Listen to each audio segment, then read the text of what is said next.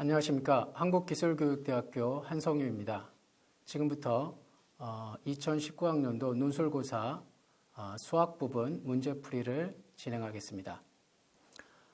먼저 첫 번째 문제 제시문을 보겠습니다. 첫 번째 문제는 삼각형 ABC에 내접하는 사각형 PQRS의 면적의 최대값을 구하는 문제가 되겠습니다. 첫 번째 소문항입니다. PQ의 길이를 여기 X라고 했습니다. 그리고 QR의 길이를 X라고 했습니다. 그 다음에 PQ의 길이를 Y라고 했을 때 X와 Y의 관계를 함수로 나타내라는 문제입니다. 이 문제는 ABC 삼각형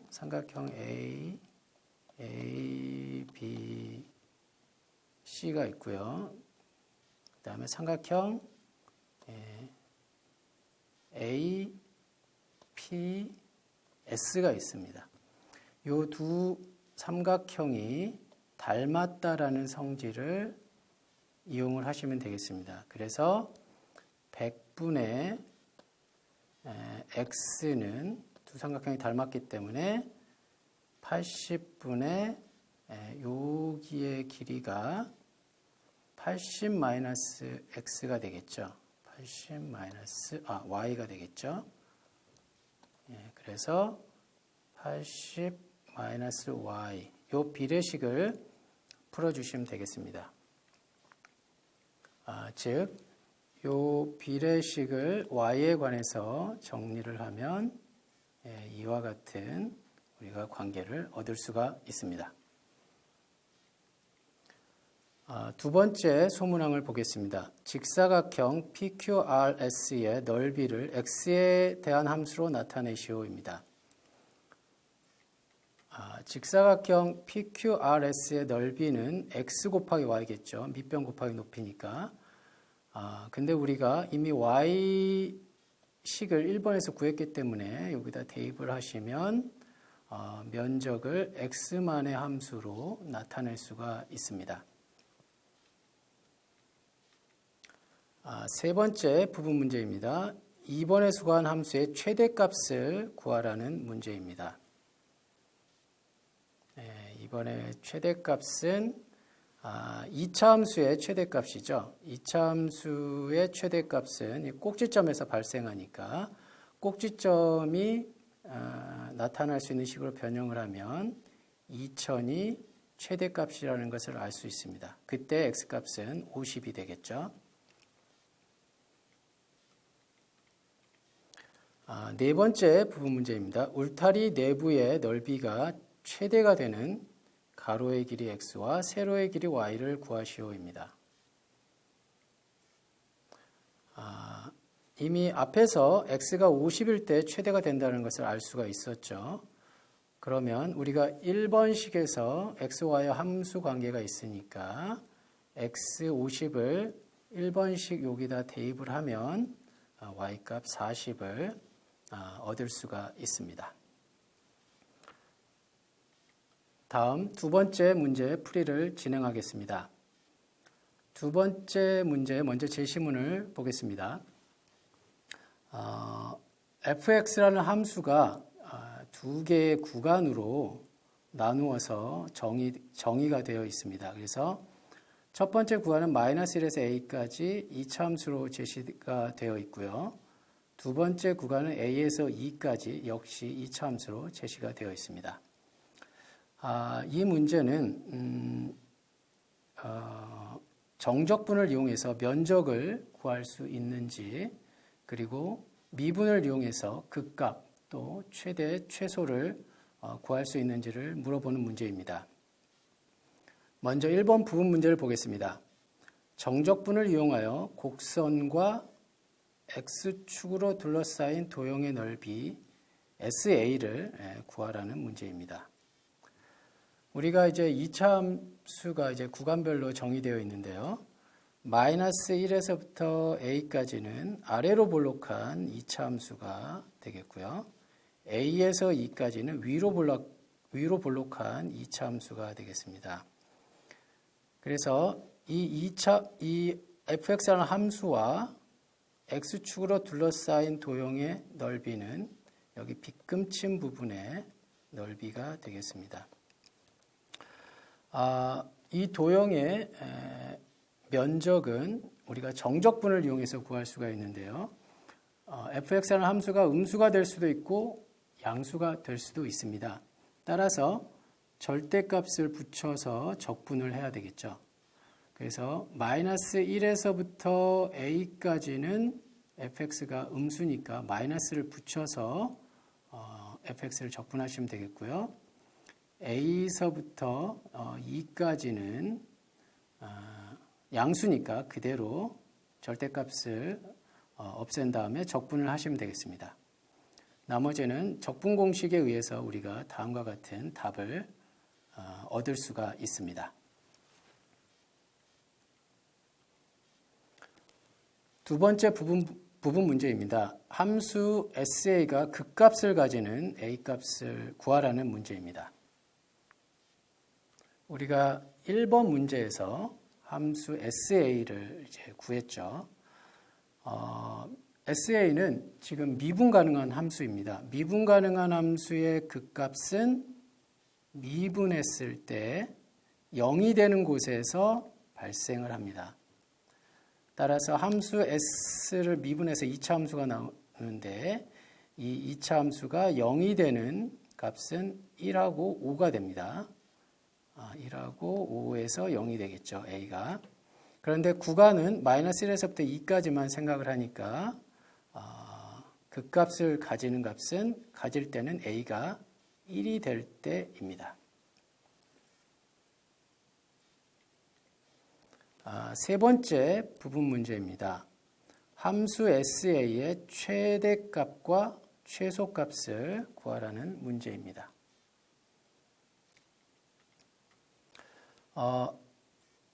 함수 SA는 구간이 마이너스 1에서부터 2까지죠. 그래서 양 끝값 마이너스 1과 2에서의 함수값을 조사를 해야 되고요.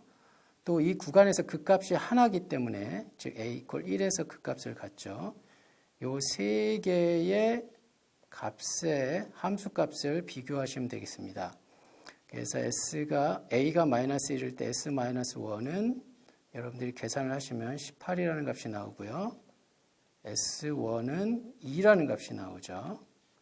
여기 S2죠. S2의 값을 계산을 해보시면 2분의 9입니다.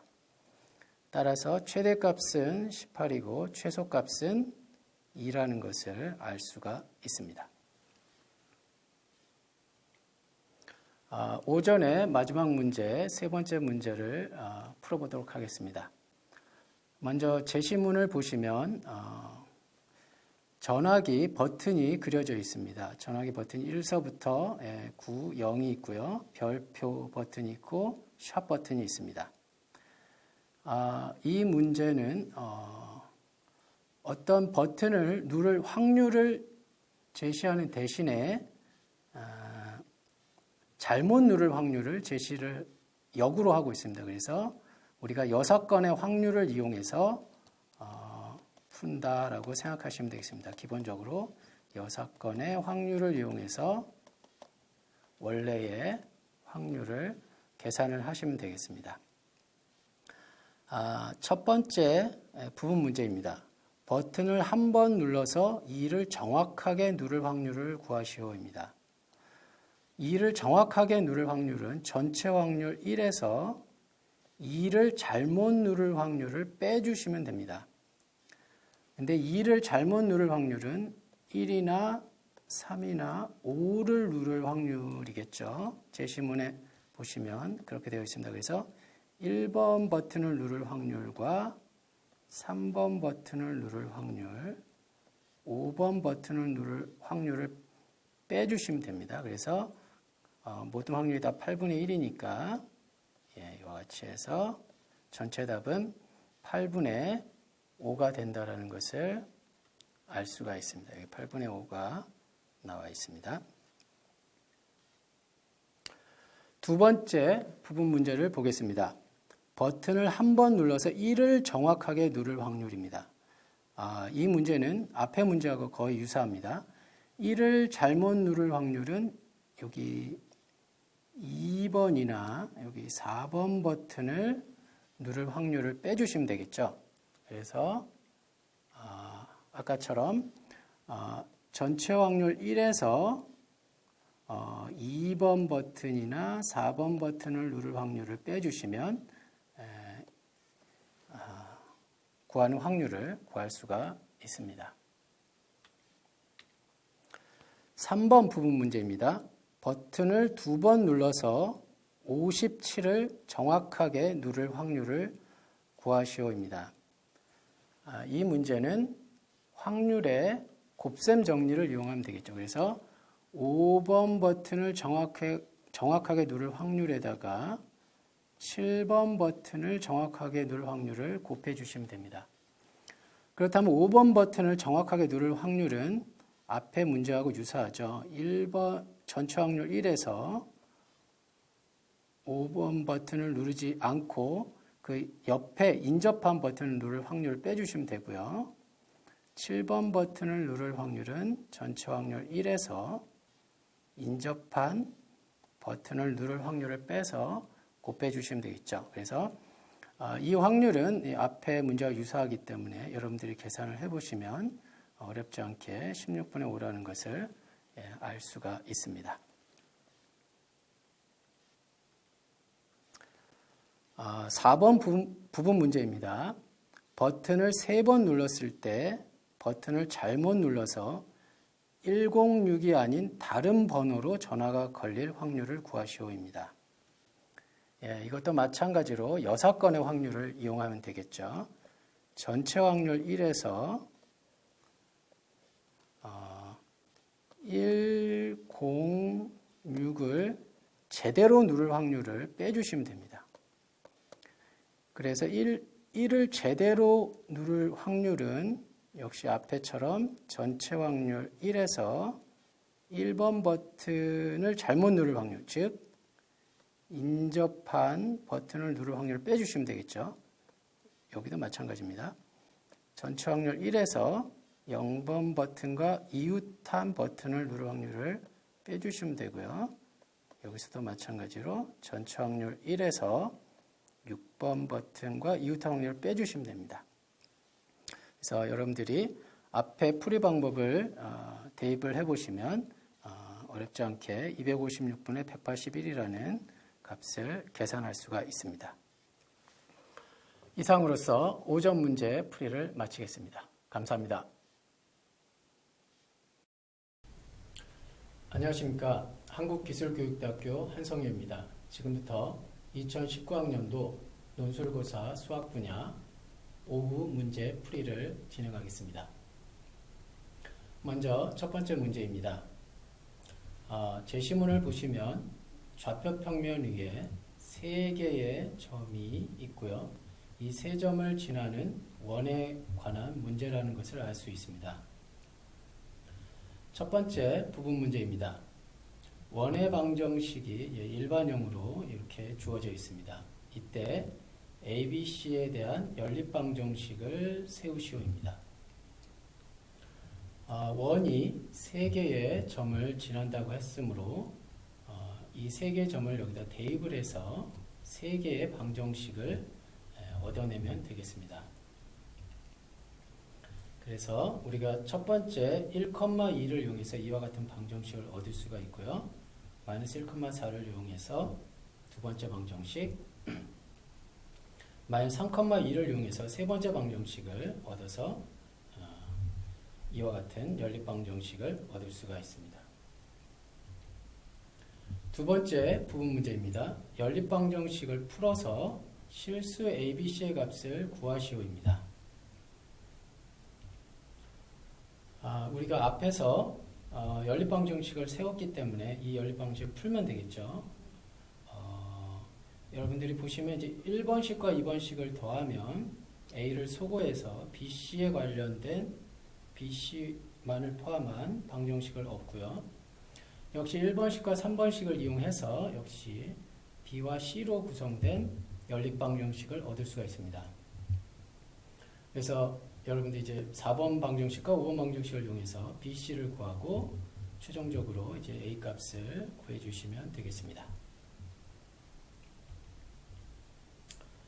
세 번째 부분 문제입니다. 원의 중심과 반지름의 길이를 구하라는 문제입니다. 지금 2번 식으로부터 우리가 ABC를 구했기 때문에 원의 방정식을 얻었죠. 그런데 이 원의 방정식은 일반형으로 되어 있습니다. 이것을 아래와 같은 표준형으로 x와 y의 완전제곱식을 포함한 식으로 바꿔주시면 원의 중심이 마이너스 1,2이고 반지름이 2의 제곱이 요 4가 2의 제곱이 돼서 반지름이 2라는 것을 알 수가 있습니다. 네 번째 부분 문제입니다. 원점 O와 원 위의 점 Q에 대하여 선분 OQ의 길이의 최소값을 구하라는 문제입니다.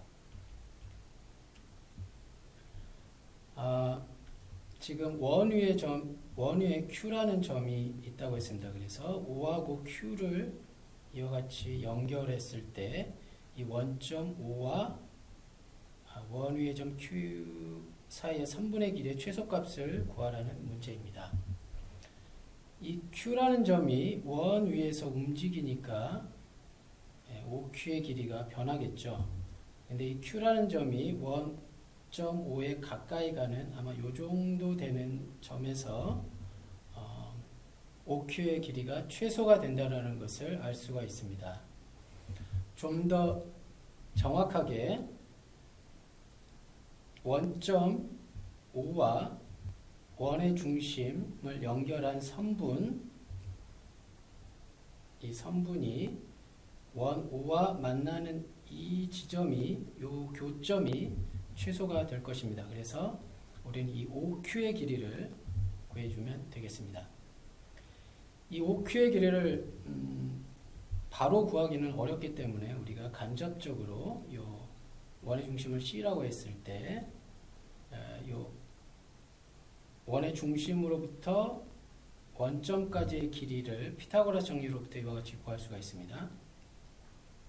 이게 OC의 길이가 되겠죠. 이 OC의 길이에서 원의 반지름 R을 빼주시면 요 길입니다. CQ의 길이를 빼주시면 여기 OQ의 길이가 OQ의 길이가 선분 OQ의 길이가 나올 수 있습니다. 그래서 루트 5 마이너스 2가 우리가 원하는 최소값이 되겠습니다. 5 문제의 두 번째 문제를 진행하겠습니다.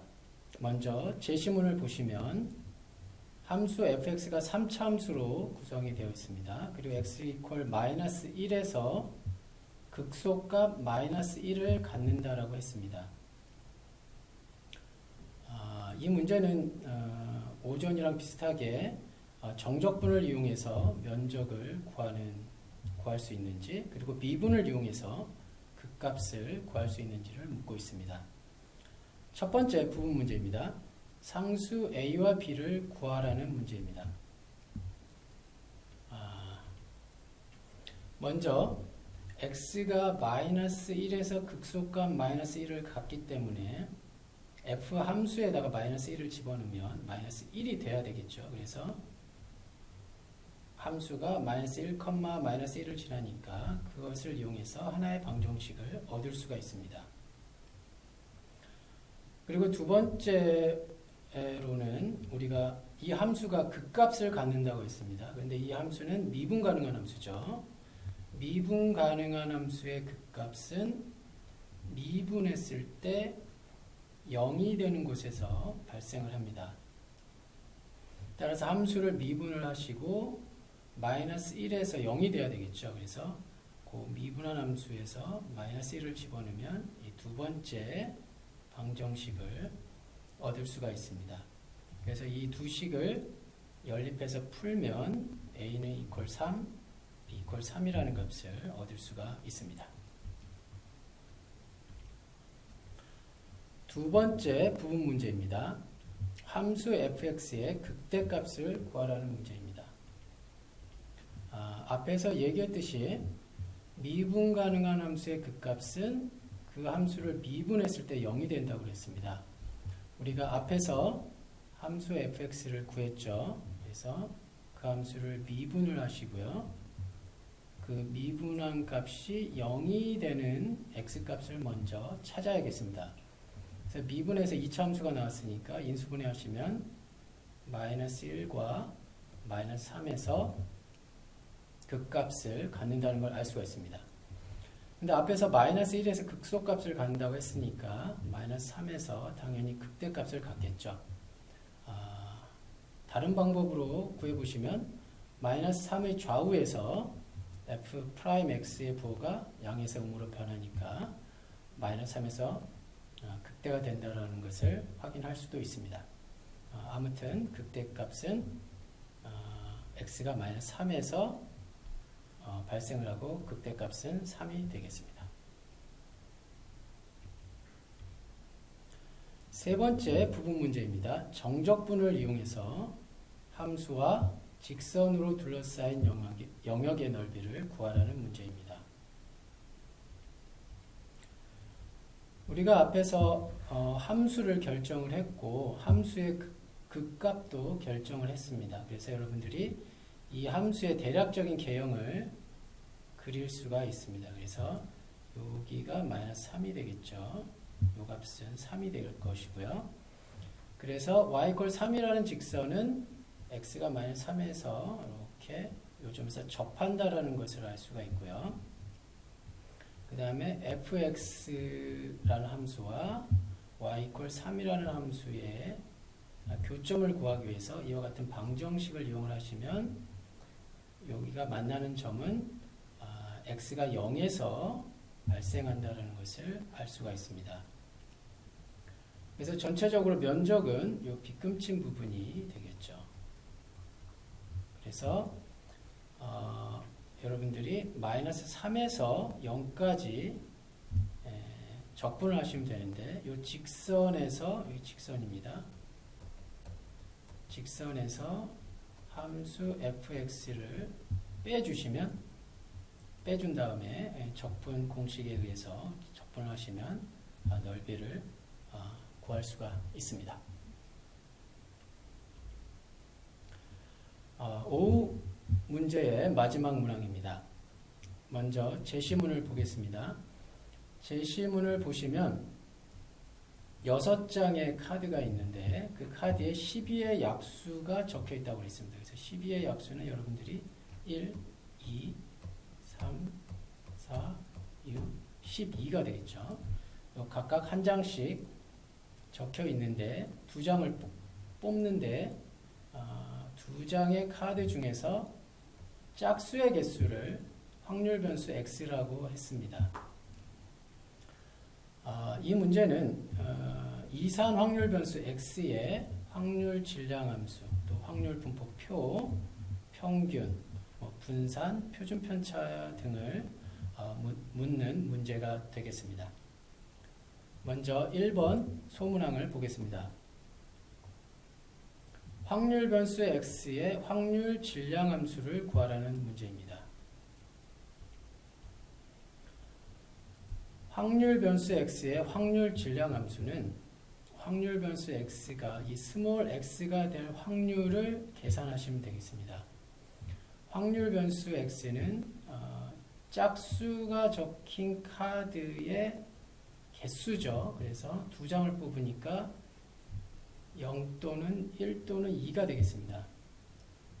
그래서 이 스몰 x가 0이나 1이나 2가 될 확률을 표시를 하시면 됩니다. 근데 이 확률 이산 확률 변수 라지 x가 이 스몰 x가 될 확률은 전체 경우의 수분에 우리가 원하는 경우의 수를 나타내시면 되겠죠. 여기 분모는 전체 경우의 수,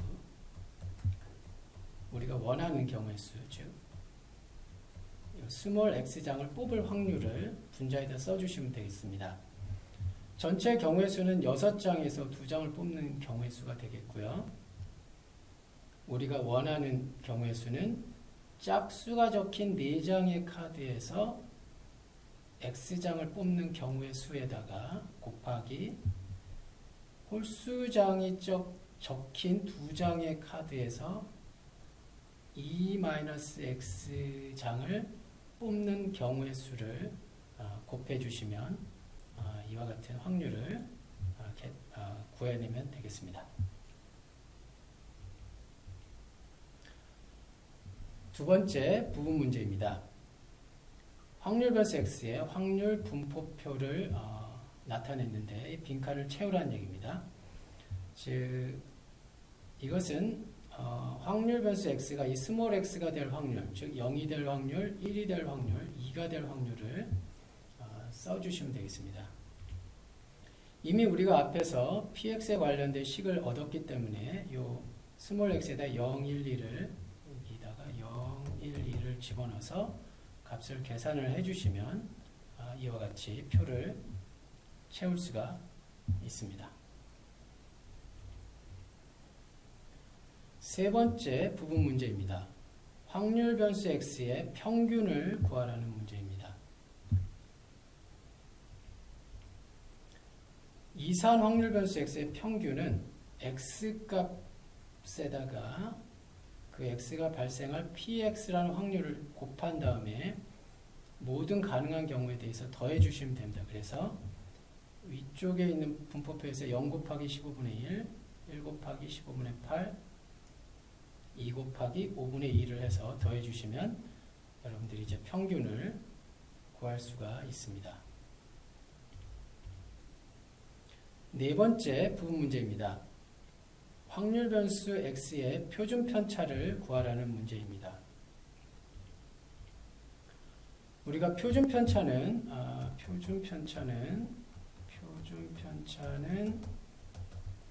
분산에다가 루트를 씌우면 되겠죠. 그래서 먼저 분산을 구해 보겠습니다.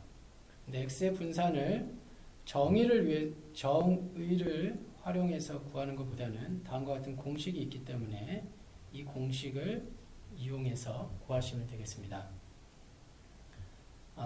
그 공식은 제곱의 평균에서 평균의 제곱을 빼주시면 되겠죠.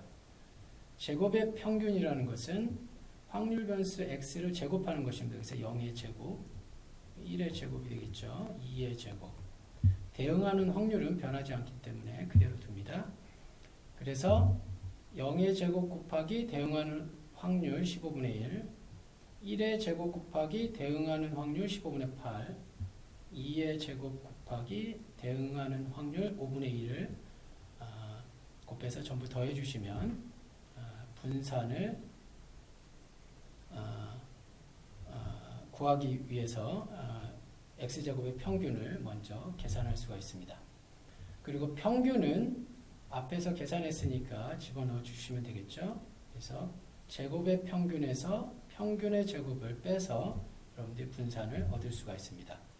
그리고 마지막으로 그 분산에다 루트를 씌우면 표준 편차를 다음과 같이 얻을 수가 있습니다.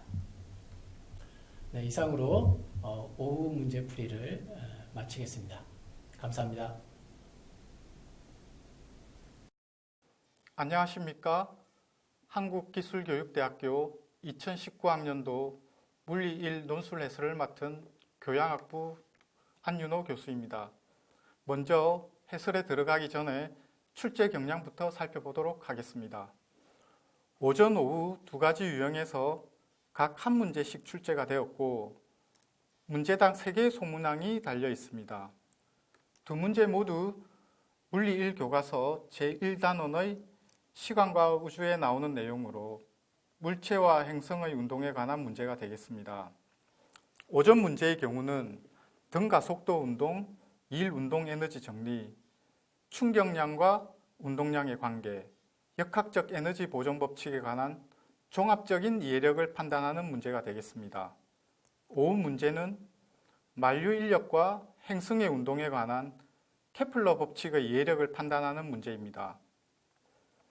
그럼 구체적으로 5점 문항부터 살펴보도록 하겠습니다. 먼저 제시문을 읽어보면 1번은 등가속도 직선 운동에 대해 정의하고 있습니다. 2번은 일 운동 에너지 정리에 대한 설명입니다. 3번은 운동량의 정의와 충격량과 운동량의 관계에 대해 설명하고 있습니다. 끝으로 4번은 역학적 에너지 보존 법칙에 대해 소개하고 있습니다. 문제 들어가 보도록 하겠습니다. 그림과 같이 정지해 있던 물체가 힘 F를 받아 AB 구간에서는 수평에서 직선 운동을 하고 B 지점에서 힘이 제거된 이후 곡면을 따라 운동하는 경우가 되겠습니다. 자, 1번 문제는 제시문 2에 근거하여 물체가 받은 힘의 크기를 구하라고 했습니다. 풀이 과정을 함께 보도록 하겠습니다. 제시문 2는 일 운동 에너지 정리였습니다. 즉 어떤 물체에 힘이 작용했을 때, 힘이 작용하여 이동했을 때 R자 1의 양은 두 지점 사이 물체 운동 에너지 변화량과 같다는 것이죠. 그래서 다음 식이 가능하게 됩니다. 물체의 한 일을 W라고 했을 때 1W는 힘과 거리의 곱이 되고 이것은 곧 움직인 두 지점 사이의 운동 에너지 변화량과 같다는 것이죠. 물체의 처음 속도 V0가 0이므로 따라서 초기 운동 에너지는 제로가 됩니다. 제로가 되죠. 따라서 차이를 빼면 운동 에너지 변화량은 2분의 1 mv 제곱이 되는 것입니다.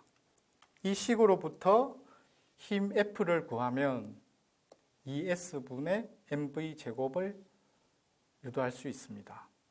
물론 여러분들이 아래 별에서 보듯이 등 가속도 직선 운동 관계식으로부터 가속도를 먼저 구하고 뉴턴의 제2법칙으로부터 힘을 구해도 되겠지만 문제에서 제시문 2에 근거하라고 했습니다. 따라서 여러분들이 높은 점수를 얻으려면 출제 의도에 맞게 풀이 과정을 제시해야 되겠습니다. 다음 2번 문제를 보도록 하겠습니다. 2번 문제는 제시문 3에 근거하여 물체가 정지해 있던 초기 위치 A 지점에서 B 지점에 도달할 때까지의 걸린 시간을 구하라고 했습니다. 풀이 과정을 보도록 하겠습니다. 제시문 3번은 충격량과 운동량 관계에 대한 설명이었죠. 즉, 물체에 가해진 충격량은 물체가 가진 운동량의 변화와 같다는 것입니다.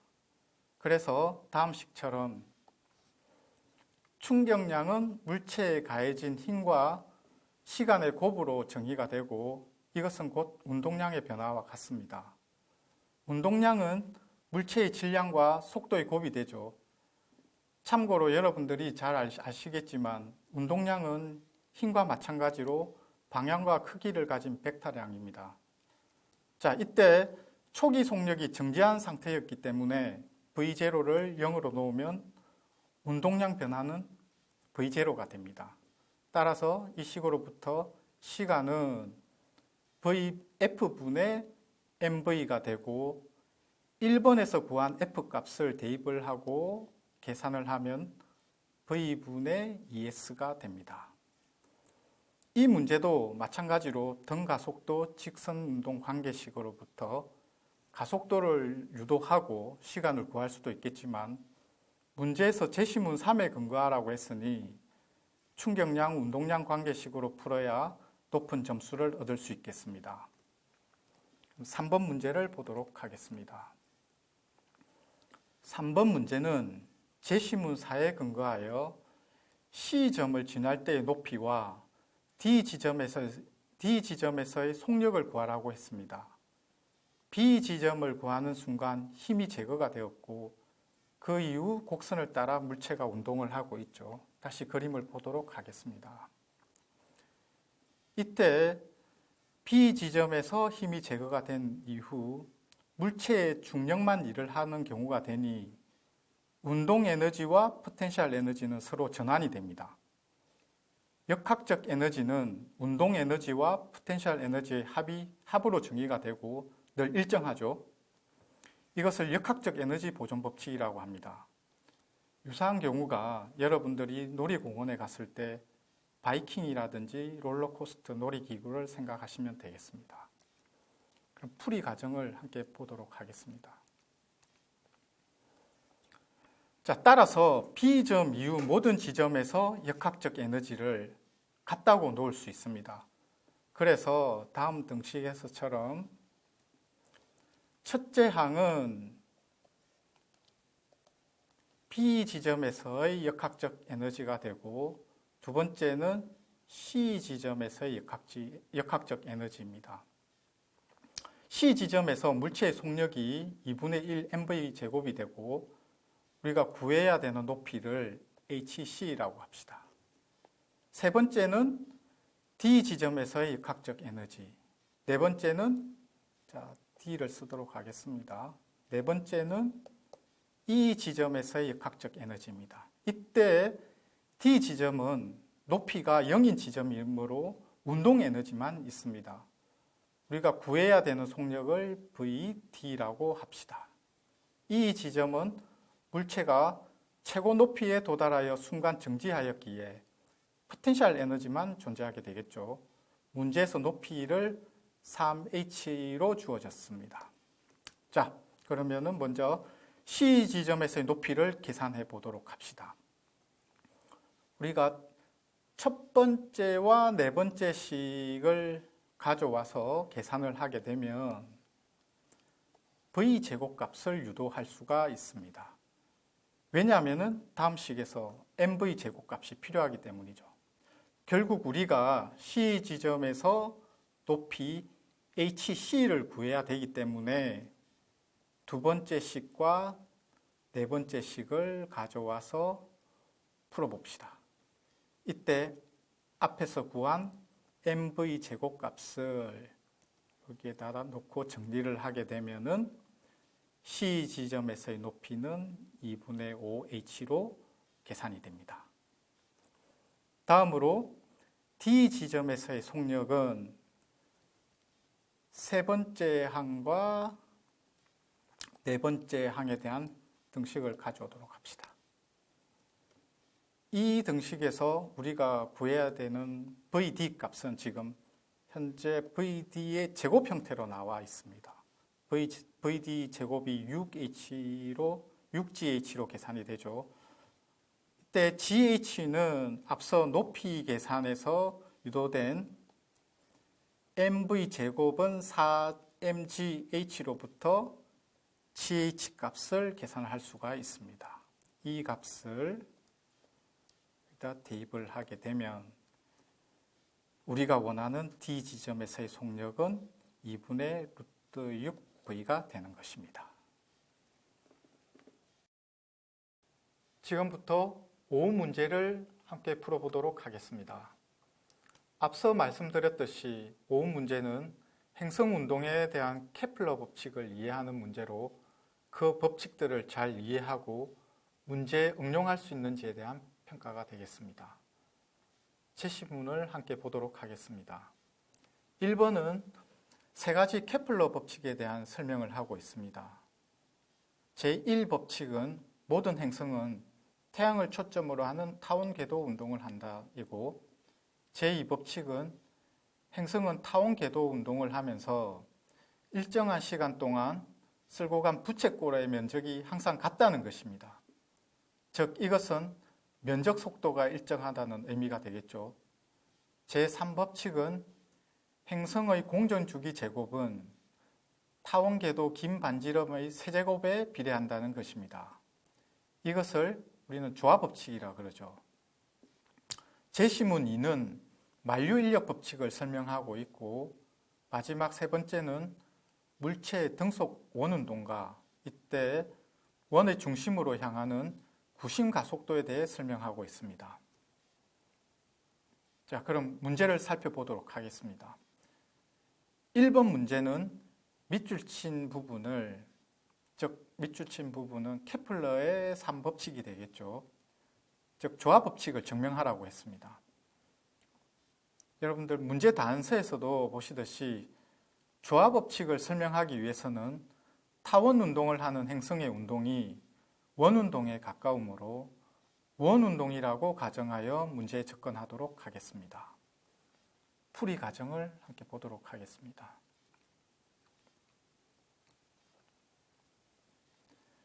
행성의 운동에서 만류인력이 구심력으로 작용하여 등속 원운동을 하게 됨으로써 다음과 같은 식을 쓸 수가 있습니다. 즉, 행성이 원운동을 할 때 구심력을 만류인력과 같다고 놓을 수가 있겠죠. 구심력은 제시문에도 나와 있듯이 R분의 mv제곱이 됩니다. 따라서 이 식으로부터 v제곱은 R분의 gm으로 유도가 되죠. 자, 원운동에서 원을 한 바퀴 도는데 걸리는 시간이 한 주기 t가 되고, 이때 속력은 t분의 원둘레, 즉 2πr이 됩니다. 이 속력을 위식 v제곱에다가 대입을 하면 다음 식이 유도가 되죠. 이 식을 다시 주기 t와 원운동의 반경 r에 대한 식으로 정리를 하게 되면 보시다시피 주기 t제곱과 반지름 세제곱은 서로 비례함을 알 수가 있습니다. 앞에 상수값은 비례계수로 놓을 수가 있겠죠. 이때 원에서의 반지름은 타원의 경우 긴 반지름에 해당됩니다. 다음 문제로 넘어가겠습니다. 2번과 3번은 연결된 문제가 되겠습니다. 그림과 같이 행성 P와 행성 Q가 각각 태양을 한 초점으로 해서 타원궤도 운동을 하고 있습니다. 2번 문제는 두 행성의 타원궤도에서 근일점 간 거리 S1과 원일점 간의 거리 S2를 구하라고 했습니다. 자, 여러분들 알고 있듯이 근일점, 원일점은 행성 운동에서 행성이 태양에 가장 가까울 때를 근일점, 가장 멀 때를 원일점이라고 부르죠. 그럼 이번 문제를 풀기 위해 제시한 조건을 살펴봅시다. 두 행성이 각각 근일점과 원일점을 지날 때 태양과 행성 Q에 작용하는 만류인력 크기는 태양과 행성 P에 작용하는 만류인력 크기보다 모두 9배 크다는 조건입니다. 그럼 이 조건을 이용해서 문제를 풀어보도록 합시다.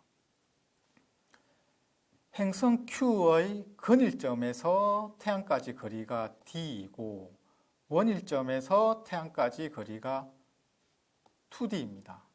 그럼 우리가 편의상 P 행성의 근일점에서 태양까지 거리를 D1이라고 합시다.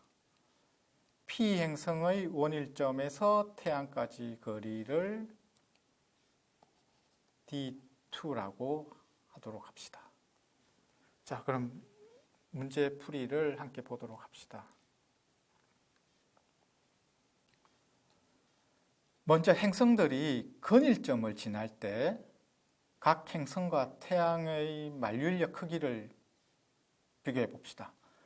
문제에서 주어진 조건과 여러분들이 역으로 생각하면 P 행성과 태양과의 만류인력 크기는 Q 행성과 태양과의 만류인력 크기의 9분의 1배 작게 되죠. 9분의 1배 작게 됩니다. 이로부터 D1, 즉 P 행성의 근일점 거리는 3D가 됩니다. 마찬가지로 행성들이 원일점을 지날 때 각 행성과 태양과의 만류인력 크기를 비교해 보도록 합시다.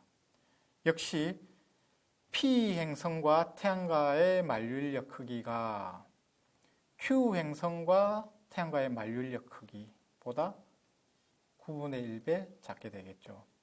따라서 이 식으로부터 D2는 6D로 계산됩니다. 6D가 P 행성의 원일점까지 거리가 되죠.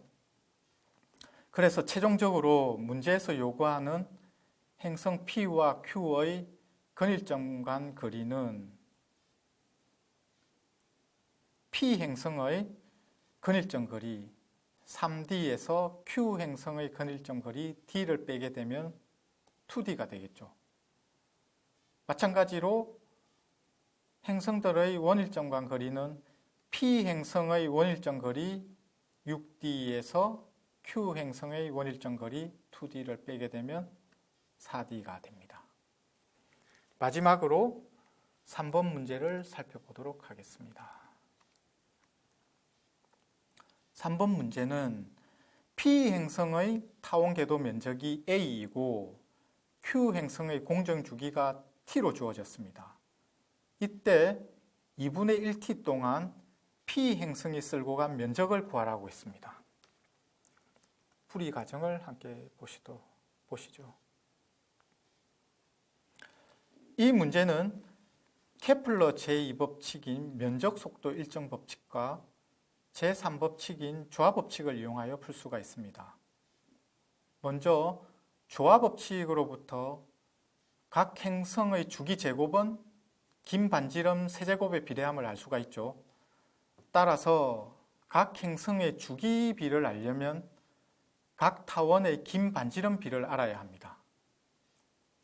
행성의 긴 반지름 비는 앞서 2번 결과로부터 알 수가 있죠. P 행성의 근일점에서 원일점까지 거리는 얼마입니까? 9D가 되죠.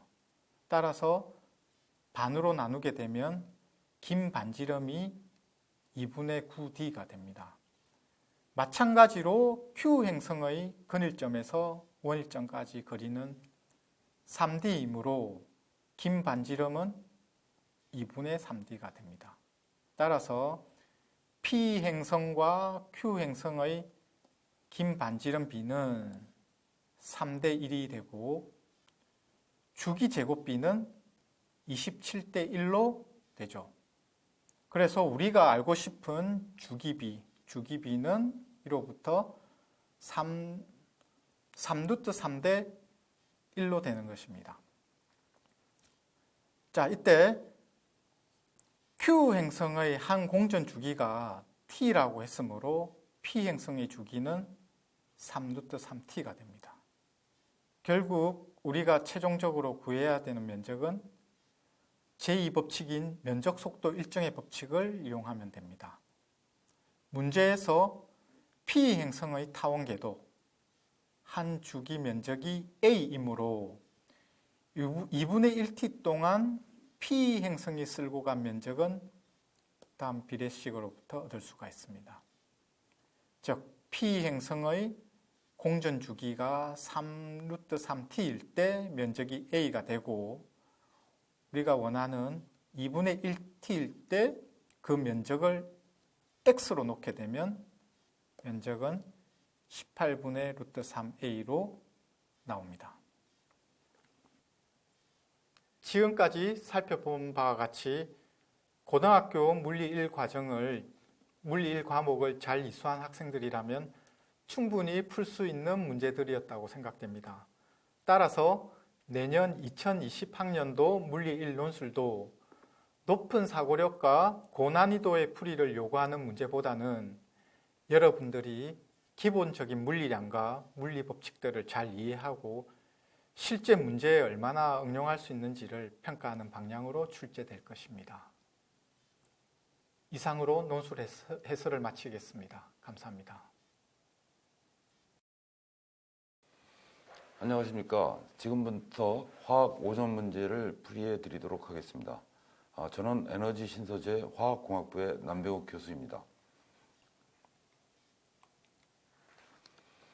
5점 문제는 조성비에 근거한 화학 반응식의 양적 관계에 대한 문제입니다. 이에 문제 풀이를 위해서 다음과 같은 제시문을 제시하였는데 먼저 제시문을 리뷰하고 그다음에 문제를 풀이하도록 하겠습니다. 제시문은 다음과 같이 우리 주변의 수많은 물질은 몇 가지 기본 성분으로 이루어져 있고 물질을 이루는 기본 성분을 원소라고 하며 원소는 보통 화학적 방법으로 더 이상 분해되지 않는다. 또 두 가지 이상의 원소로 이루어진 물질을 우리가 화합물이라고 하고요. 한편 산소라는 원소는 공기 중에서 산소 분자로 존재하고 한 개의 산소 분자는 두 개의 산소 원자로 이루어진다. 이처럼 물질을 이루는 기본 입자를 원자라고 하고 원자가 한 개 또는 두 개 이상 모여 만들어진 물질의 성질을 나타내는 가장 작은 입자를 분자라고 한다. 즉 원소, 화합물, 원자, 분자에 대한 정의를 말씀드렸고요. 그 다음에 이와 관련된 원자량, 분자량에 대한 정의가 있습니다. 3번으로 가서 각 성분의 질량을 각 성분의 원자량으로 나누면 조성비를 구할 수 있다. 이 부분이 이제 상당히 좀 중요한 개념이 되고요.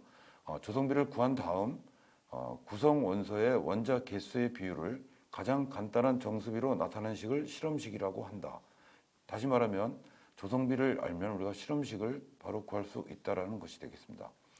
실험식을 알면 그거의 정수비에 의해서 우리가 분자식도 구할 수 있게 됩니다. 4번입니다.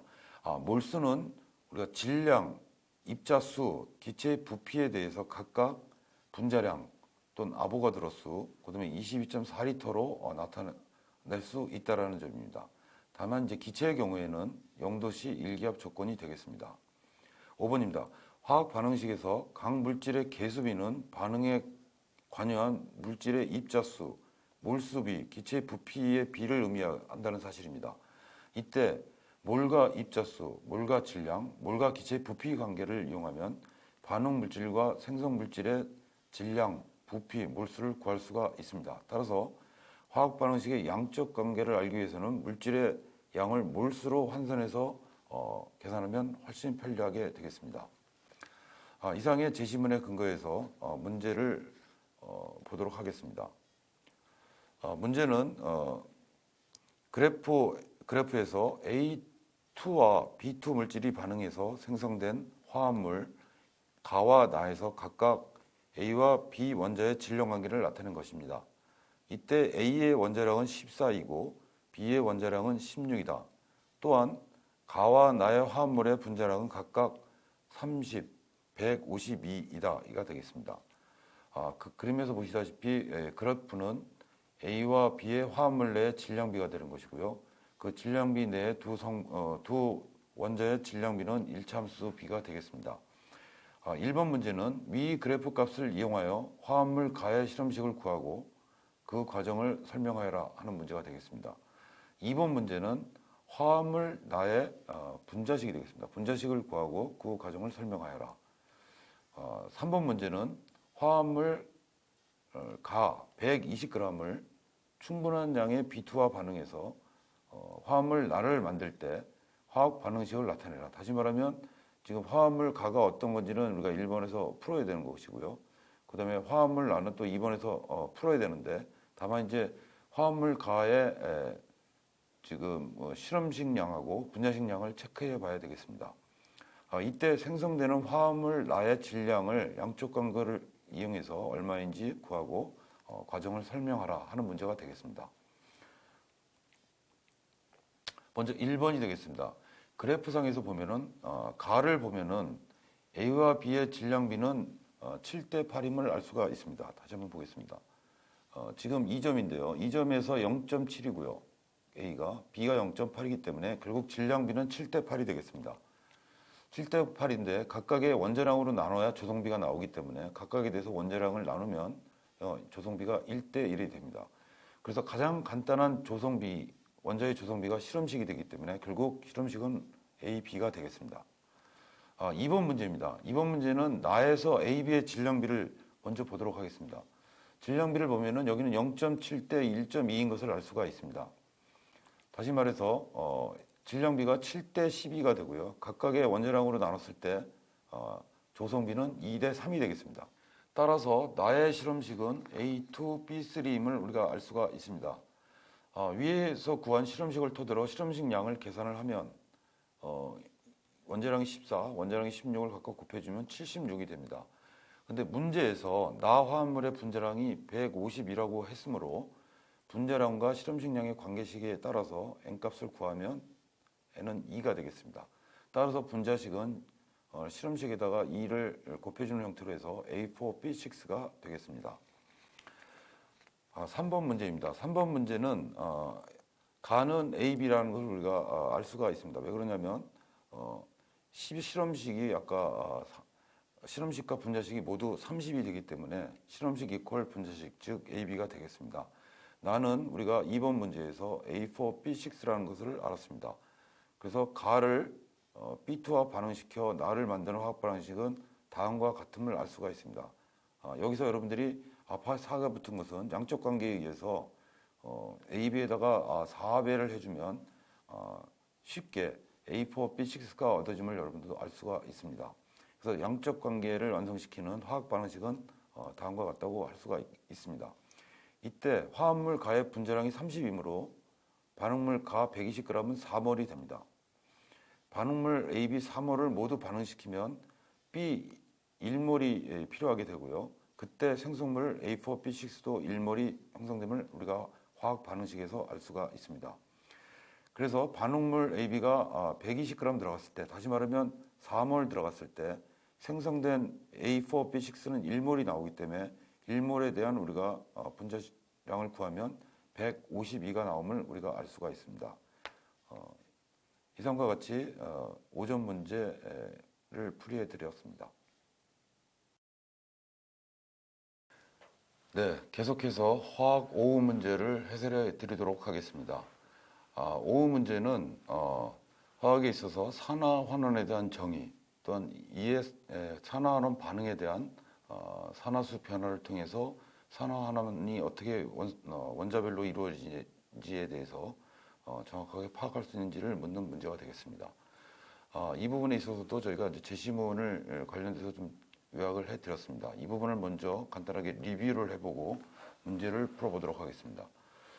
제시문 2에 보면은 수소와 산소가 결합하여 물이 되고 탄소와 산소가 결합하여 이산화탄소가 되는 것 같이 산소와 결합하는 반응을 산화 반응이라고 한다. 그런데 산소는 전자를 끌어당기는 성질이 있기 때문에 어떤 원소가 산소와 반응하여 산화되면 그 원소는 전자를 내주게 된다. 그렇다면 전자를 잘 내주는 원소가 산소처럼 전자를 끌어당기는, 즉 전기 음성도가 큰 원소와 결합하는 것도 산화 반응이라고 할 수 있다. 이처럼 전자를 잃는 것을 우리가 산화라고 하고요. 반대로 전자를 얻는 것을 우리가 환원이라고 정의를 하고 있습니다. 특히 이제 공유결합 물질에 있어서 더 세게 끌어당기는 원자에 속해 있다고 가정할 때 각 원자에 할당된 전하의 수를 산화수라고 정의를 합니다. 즉 공유결합 물질이 원자 사이에 주고받는 전자의 수로 나타내며 전자를 잃은 상태를 플러스 4, 전자를 얻은 상태를 마이너스 4로 나타내고 있습니다. 실제로 산화환원 반응에 있어서 가장 대표적인 몇 가지 규칙을 정의하였습니다. 홑 원소 물질을 구성하는 원자의 산화수는 0이다. 이 원자 화합물에서는 전기 음성도가 큰 원자가 마이너스 산화수를 갖는다.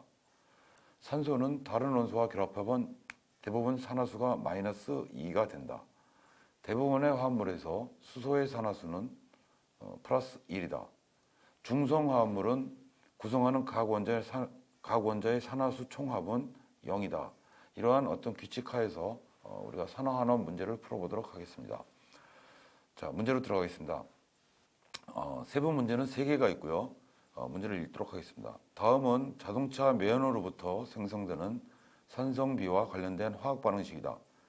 일산화 질소와 이산화 황으로부터 각각 질산과 황산이 생성되는 두 가지 경로를 나타낸 것이다. 자, A번 일산화 질소가 공기 중에 A와 반응하여 이산화 질소가 생성된다. 이와 관련된 화학 반응식이 다음과 같이 나와 있습니다. 여기서 이제 A가 뭔지를 이제 우리가 제시해야 되는 문제가 되겠습니다. B번은 A에서 생성된 이산화 질소가 빗물에 녹아서 질산을 생성하는 반응식이 되겠습니다. 이산화 질소가 빗물 속에서 질산을 형성하는 반응식이 되고 일산화 질소는 다시 공기 중에 날아가는 그런 반응식이 되겠습니다. 경로 2는 이산화황이 이제 자동차 매연이나 이런 데서 나온다고 볼 수가 있죠. 공기 중에 A와 반응해서 삼산화황이 생성되는 반응식이 되겠습니다. 이와 같이 생성된 삼산화황이 빗물에 녹아서 황산이 되는 반응식이 되겠습니다. 자, 이상과 같이 경로를 통해서 문제 1번을 보도록 하겠습니다. 화학 반응식에 근거하여 화학 반응식 A와 C에서 가로 안에 공통으로 들어갈 물질 A는 무엇인지 나타내시오 하는 문제가 1번이 되겠습니다. 그 다음 문제를 먼저 읽도록 하겠습니다. 화학 반응식 4개 중에서 반응 물질 중 어느 한 원자는 산화와 환원이 동시에 일어나는 것이 있다. 이 화학 반응식을 나타내고 해당 원자의 산화수 변화를 표시하여라. 이 두 번째 문제가 되겠습니다. 세 번째 문제는 반응 전후의 각 물질을 구성하는 원자의 산화수가 변하지 않는 반응은 화학 반응식 A에서 D 중에 어느 화학 반응식인지를 밝히고 그 화학 반응식에서 각 원자의 반응 전후 산화수를 밝히시오 하는 문제가 되겠습니다. 이 세 문제를 전체적으로 같이 설명해 드리도록 하겠습니다. 먼저 예시답안 1번이 되겠습니다. 반응식 A와 C에서 반응물과 생성물의 화학식을 보면 가로 안에 공통으로 들어갈 물질 A는 O2임을 여러분들이 쉽게 알 수 있을 것입니다. 그래서 O2를 넣으면 반응식 A와 반응식 C가 다음과 같이 완성됨을 알 수가 있습니다. 그래서 가로 안에는 O2 또는 O2의 가스 상태를 같이 표현해 주시면 될 것 같습니다. 자, 2번 문제가 되겠습니다. 2번 문제는 반응식 B의 경우를 보시면은 다음과 같이 이산화질소가 빗물 속에서 질산과 일산화질소로 되는 반응식이 되겠습니다. 이 반응식에서 저희 산화수를 좀 따져보도록 하겠습니다. 먼저 이산화질소에서 산소의 산화수는 마이너스 2가 되기 때문에 산소가 2개 있으면 마이너스 4값이 되고요. 따라서 전체적으로 중성 제로가 되어야 되기 때문에 N은 플러스 4의 산화수를 갖게 됩니다. 반면 생성물에서 질소의 산화수를 살펴보면 질산 속에서 O3의 산화수가 산소가 마이너스 2이기 때문에 O3는 마이너스 6이 되고요. 그 다음에 수소는 플러스 1이기 때문에 결국 질소의 산화수는 플러스 5가 됩니다. 또한 일산화질소에서의 질소의 산화수는 산소가 마이너스 2이므로 질소는 플러스 2가 되겠습니다. 다시 말하면 반응물 내에 있는 이산화질소 내 질소의 산화수는 플러스 4이고 생성물 질산 내의 질소의 산화수는 플러스 5가 되기 때문에 산화수가 증가되었습니다. 다시 말해서 질산으로의 반응으로 간 질소는 산화가 된 것으로 볼 수 있고요. 일산화질소로 간 부분에 대해서는 우리가 산화수가 감소했기 때문에 환원으로 우리가 정의를 내릴 수가 있습니다. 다시 말하면 문제에서 얘기한 반응물의 한 원자가 산화와 환원이 동시에 일어난 것은 반응식 2에 있는 질소가 되겠습니다. 그와 같이 문제 2를 저희가 이해할 수 있을 것 같습니다. 다음 문제 3에 대한 문제입니다. 반응식 4개 중에서 생성물 또는 반응물 내 모든 원소의 산화수가 변화가 없는 것을 찾는 문제가 되겠습니다. 먼저 반응식 D를 한번 보도록 하겠습니다. 반응식 D를 보시면은 삼산화황이 물속에서 황산이 되는 반응이 되겠습니다. 이 반응도 2번 문제와 마찬가지로 각 그 화합물별로 산화수를 살펴보면 삼산화황 내에 산소의 산화수의 합이 마이너스 6이 됩니다. 마이너스 6이 되기 때문에 황의 산화수는 플러스 6이 되고요. 그 다음에 물속의 산화수를 살펴보면 산소의 산화수는 항상 마이너스 2가 되고요. 수소의 산화수는 플러스 1이 됩니다. 그러니까 정리하면은 삼산화황 내에 황의 산화수는 플러스 6, 산소의 산화수는 마이너스 2, 수소의 산화수는 플러스 1, 또 물속의 산소의 산화수도 마이너스 2가 됩니다. 생성물 내 산화수를 살펴봐도 산소의 산화수는 마이너스 2, 이게 이제 4개 분자가 있으면 마이너스 8이 되고요. 그 다음에 수소가 2개 있기 때문에 이게 합하면 플러스 2가 되기 때문에 황의 산화수는 플러스 6이 돼서 전체적으로 구성하고 있는 황, 수소, 산소의 산화수가 각각 플러스 6, 산소는 마이너스 2, 수소는 플러스 1로 반응물 또는 생성물 모두에서 산화수가 동일함을 우리가 알 수가 있습니다. 따라서 경로 2의 반응 D가 반응 전후에 각 원자의 산화수의 변화가 없는 반응이 되겠습니다. 이상과 같이 화학 문제를 풀이하도록 하겠습니다. 이거는 시간이 더 적게 걸렸죠? 네, 마지막에 이제 그 마무리 멘트가 예. 지금까지 화학 문제 풀이를 시작하도록 하겠습니다. 그럼 곧 자를까요? 그거만 다시 얘기할까요? 예. 네, 그 부분만 다시 한번. 그럼 이상과 같이 화학 문제 풀이를 마치도록 하겠습니다. 예. 그거만 다시 하겠습니다. 하고 말씀 끝나시고 나서 저를 보지 마시고요. 카메라만 한 2초 정도 제가 컷할 때까지 네. 이렇게 봐주시면 됩니다. 시작하겠습니다. 하나, 둘, 셋. 이상과 같이 화학 문제 풀이를 마치도록 하겠습니다. 네, 여러분 안녕하세요. 한국기술교육대학교 논술문제, 경제문제 해설을 시작하도록 하겠습니다. 일단 저희 경제문제는 고등학교 통합사회교과에 나오는 일반적인 내용들을 이해한 학생이라면 충분히 풀 수 있는 굉장히 기본적인 경제 상식을 기초로 출제가 되었습니다. 그래서 너무 큰 부담 가지시지 마시고 고등학교 1학년 때 배우시는 통합사회 경제 영역에 대해서 전체적으로 한 번만 쭉 리뷰를 하시면 누구나 충분히 풀 수 있는 그런 문제들로 구성이 되었습니다. 자, 첫 번째 문제부터 한번 살펴보도록 하겠습니다. 첫 번째 문제는 비교우위와 특화의 개념을 제대로 이해하는지 또 이 이해를 바탕으로 해서 그 경쟁우위에 대한 개념을 제대로 숙지하고 있는지를 묻는 문제입니다. 문제 보시면 감자와 고구마 농사를 짓고 있는 사례를 들어서 감자와 고구마의 생산량을 제시를 하고 있고요.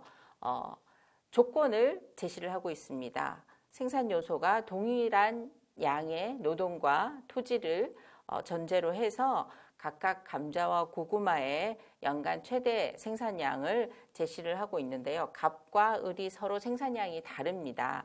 이럴 경우에 갑과 을에 대한 각각의 그 고구마와 감자 농작물에 대한 기회비용을 계산하는 문제가 첫 번째 문제입니다. 자, 기회비용 계산하는 것들은 아마 통합사회교과에 굉장히 기본적인, 기초적인 사항들로 제시가 되어 있을 텐데요. 첫 부분에서 굉장히 중요한 개념으로 아마 여러분이 배우셨을 겁니다. 갑과 을의 기회비용을 한번 계산을 해보도록 할까요? 자, 예시 답안을 보시면 감자 한 상자의 기회비용 살펴보겠습니다. 자, 갑은 감자만 생산했을 때 고구마를 생산했을 경우에 얻을 수 있는 수확량을 포기해야 되잖아요. 그래서 이것이 이제 기회비용이 되는데요. 그래서 감자 한 상자에 대한 기회비용은 갑은 고구마 2상자, 네, 을은 고구마 한 상자가 되겠죠. 네. 그래서 이렇게 답을 쓰시면 정답이 되겠습니다. 갑은 고구마 2상자, 을은 고구마 한 상자. 반드시 고구마를 언급해야만 정답이 되겠죠. 왜냐하면 기회비용은 어떤 재화를 생산했을 때 다른 재화를 포기해야만 하는 거로 표시가 되기 때문에 그 무엇을 포기해야 되는지가 반드시 언급이 되어야지 정답으로 인정이 되겠습니다. 두 번째 문제입니다. 고구마 한 상자를 생산하기 위한 기회비용 역시 똑같은 원리로 기회비용 계산하면 되겠죠. 정답 살펴볼까요? 갑은 감자 0.5상자, 반상자죠. 을은 감자 한 상자가 되겠습니다. 역시 감자를 반드시 언급해야지만 정답으로 인정이 되겠습니다. 세 번째는 감자 생산의 비교우위를 가진 사람이 누군가를 묻는 문제입니다. 자, 비교우위를 가졌다라는 말은 동일한 재화를 가지고 더 많이 생산하거나 더 많은 양을 생산할 수 있는 것을 비교우위를 가졌다라고 할 수 있겠는데요. 정답 살펴보겠습니다. 감자 생산의 기회비용이 누가 더 작으냐가 관건이 될 텐데요.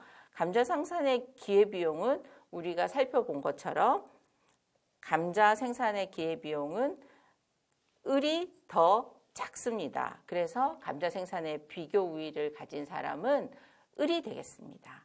반면에 고구마 생산의 비교 우위를 가진 사람은 누가 될까요? 고구마 생산의 비교 우위를 가진 사람은 갑이 되겠죠. 그래서 정답을 확인해 보시면 고구마 생산 기회비용은 갑이 더 작기 때문에 비교 우위를 가진 사람은 갑이 되겠습니다. 다 이해가 되셨죠? 자, 첫 번째 문제 해설 여기서 마치도록 하겠습니다. 네, 두 번째 경제 문제 풀이 살펴보도록 하겠습니다. 두 번째 문제는 물가와 인플레이션에 관한 문제입니다. 역시 여러분이 통합 사회 교과에서 중요한 부분으로 개념을 배우셨을 겁니다. 그 통합 사회 교과에 나오는 교과서에 나오는 물가와 인플레이션에 관한 설명과 그 개념을 잘 이해하신다면 무리 없이 풀 수 있는 문제일 것으로 생각이 됩니다. 제시문이 있습니다. 제시문에 대한 정확한 이해가 먼저 필요하고요. 제시문에서 여러분의 그 이해를 돕기 위해서 물가, 소비자 물가지수, 인플레이션 등등등 용어에 대한 개념을 설명해 놨고 그 용어에 대한 정확한 정의도 제시를 해놨습니다.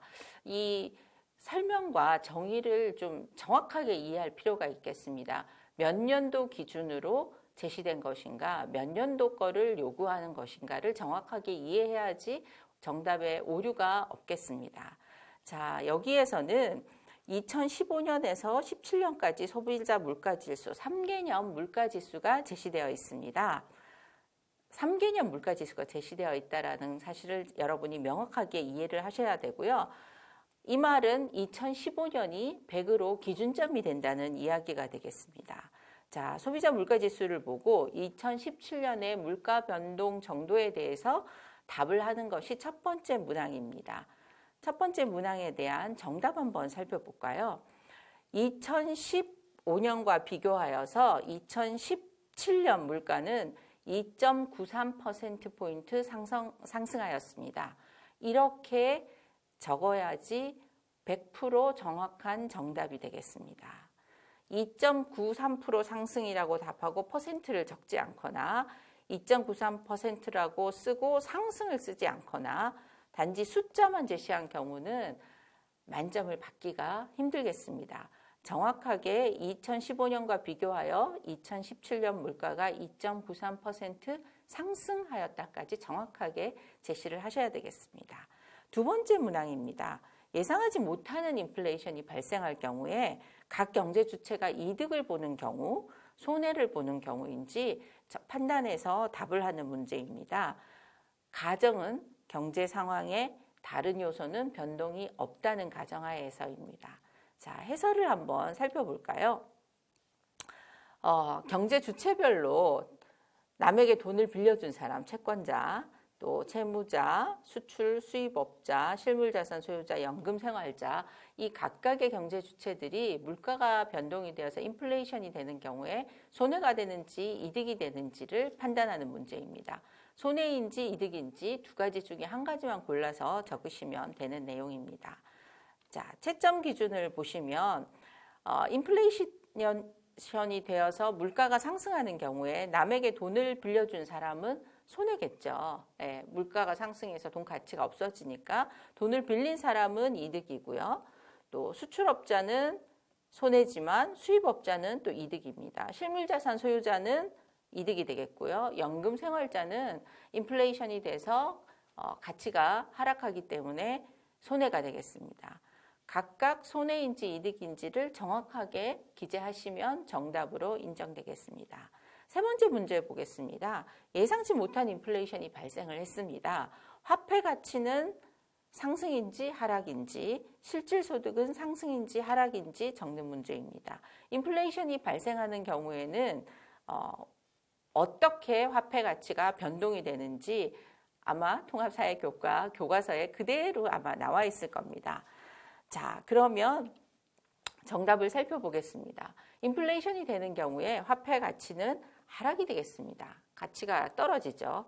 실질 소득도 덩달아서 감소하게 되겠죠. 화폐 가치가 떨어지기 때문에 인플레이션이 되는 경우에는 내가 받는 100만 원의 월급의 가치가 떨어져서 화폐 가치가 떨어지니까 실질 소득도 예전에 100만 원 같지 않은 거죠.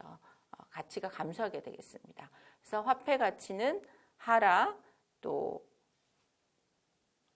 실질 소득은 감소 이렇게 적으셔야 되겠습니다. 네 번째 문제 살펴보겠습니다. 정부가 인플레이션을 막기 위해서 총수요를 조절하는 대책을 마련해야 될 텐데요. 어떤 대책을 마련해야 되는지 답하는 문제입니다. 총수요를 과연 증가시켜야 될까요? 감소시켜야 될까요? 네, 정답은 총수요를 감소시켜야 된다입니다. 총수요를 적지 않아도 정답이 인정이 되고 감소라는 용어만 들어가도 정답으로 인정이 되겠습니다. 그 다음은 통화량, 이자율, 정부 재정 지출, 소비세율 네 가지 각각에 대해서 정부가 어떤 정책적인 판단을 해서 선택해야 되는지 응답하는 문제입니다.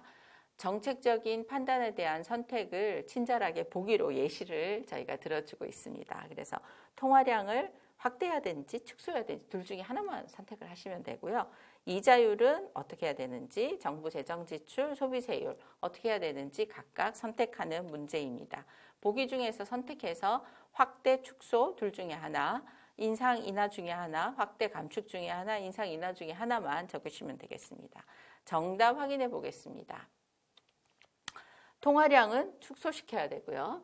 그렇죠. 인플레이션이니까요.